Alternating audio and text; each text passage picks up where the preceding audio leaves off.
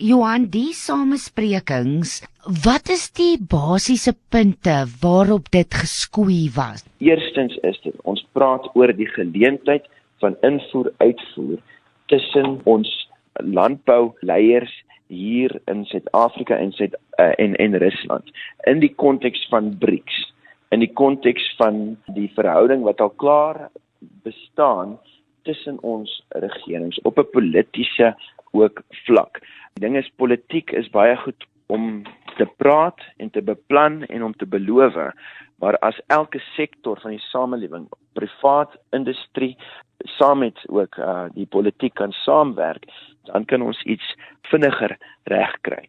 Ons ontmoet met boere, ons praat eerstens oor invoer-uitvoer geleenthede in die BRICS konteks, dat ons ook ekonomie kan bou in Suid-Afrika, ekonomie kan bou in Rusland. Tweedens praat ons oor beleggingsgeleenthede, ons praat oor vennootskapgeleenthede, want die Russiese situasie is nog in herboufase. Ons noem dit in Russies perestroika, die herbou van die land, van die identiteit van die Rus na die val van die Sowjetunie. Dieselfde tyd wat apartheid in Suid-Afrika gesneuwel het, het kommunisme en die sisteem van die Sowjetunie gesneuwel in Rusland. Soos daar's baie wat ons twee nasies in gemeen het. En dis hoekom dit ook so ideale en unieke verhouding is. Die ekonomiese wetenskap sê vir ons, dis nou 'n tyd om jou belegging te vat en as jy kan, om dit in die buiteland te belê. Ons wil dit nie hoor, miskien uit 'n konteks ook van, maar wag 'n bietjie, nee, ons moet nou Suid-Afrika bou. Dit maak nie sin om te bou, terwyl die aarde skud en goed platval, en jy besef nou se tyd om uit te kom, sodat jy kan red wat jy het.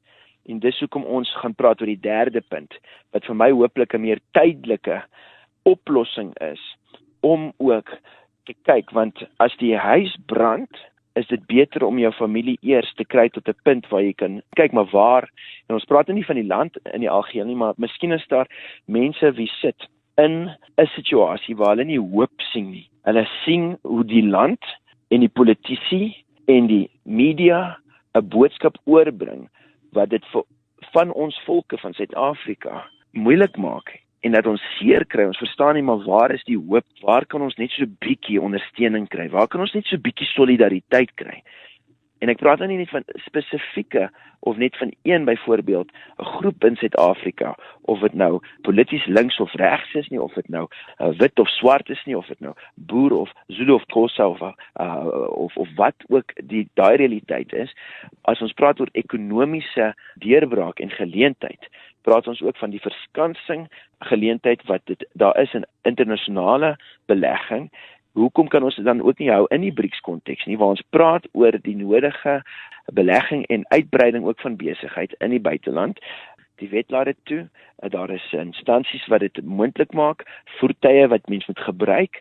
Dis hoekom ons wil help in hierdie gesprek om daai voertuie na 'n BRICS land toe, maar nie net 'n BRICS land nie. Ons praat hier oor 'n nuwe verfrissingsstasie. Ons praat van 1652 in 2019.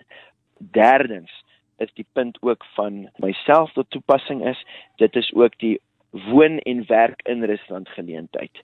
Daai geleentheid koppel ons aan hier, sê maar, verfrissingsstasie 2.0 idee, die Stavroboer projek.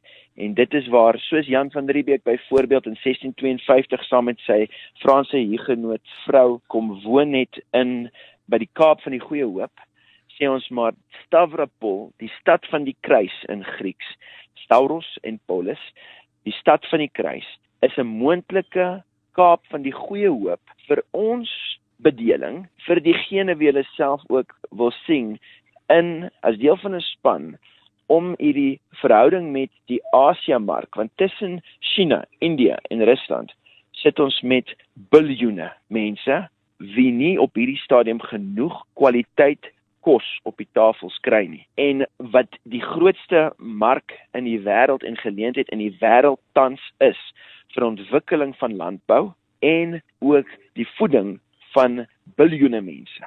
Waar is die gebied geleë in Rusland en watse landboumoontlikhede is daar? Ja, die Stavropol gebied is die streek, die Stavropolsky Krai in Russies is in Suid-Rusland. Dit is by die Kaukasgebergtes. Hy is soos die Kaukasgebergtes is aangrensend aan Georgië, suide, die Swart See. Daar is 3 streke in die omgewing wat dit gemaak het dat Rusland die nommer 1 graan ook uitvoerder geword het in die vorige jaar. En dit is die Stavropol-streek, die Rostov-streek en dan ook die Krasnodar-streek. En daai is die 3 areas van Rusland. Daai areas alleen is ongeveer in oppervlakte 1/3 van Suid-Afrika se oppervlakte van die land van Suid-Afrika. Net daai 3 streke. Weerens daar is ongeveer 85 streke van Rusland. Maar omdat die klimaat daar die meeste ook vergelyk aan 'n Suid-Afrikaanse soort van 'n meer Suid-Afrikaanse of 'n warmer klimaat, is dit maar nou ook meer geleef vir ons om na te kyk. Boer kan daar geboer word Ruslandwyd. Die klimaat is 'n baie belangrike faktor, maar Suid-Rusland spesifiek is waar ons ook die uitnodiging kom in 'n vennootskap met die Stavropol gouverneur spesifiek.